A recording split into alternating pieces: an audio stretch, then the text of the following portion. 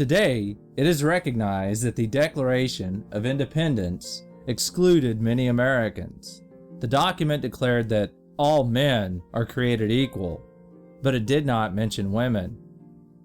Although the document failed to address women's rights, many women were patriots. Who were some of these women?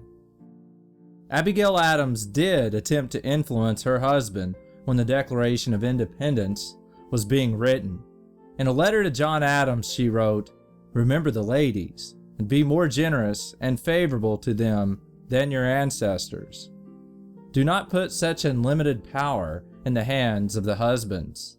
If particular attention is not paid to the ladies, we are determined to foment a rebellion, and will not hold ourselves bound by any laws in which we have no voice or representation." Judith Sargent Murray was another woman who, inspired by the Revolution, began to question women's historical place in society. In an essay on education, she argued that a woman's mind was as good as any man's, and that girls should receive the same education as boys. This was an extremely radical argument at the time, as most girls received little or no schooling at all. Women in the 18th century were not expected to express opinions about complicated topics such as politics and war. Mercy Otis Warren was an outspoken exception. Prior to the Revolution, Warren published plays and poems ridiculing British authority in Massachusetts. She also urged colonists to resist British infringements on colonial rights and liberties. In 1805, she published one of the first histories of the War for Independence, entitled History of the Rise, Progress, and Termination of the American Revolution.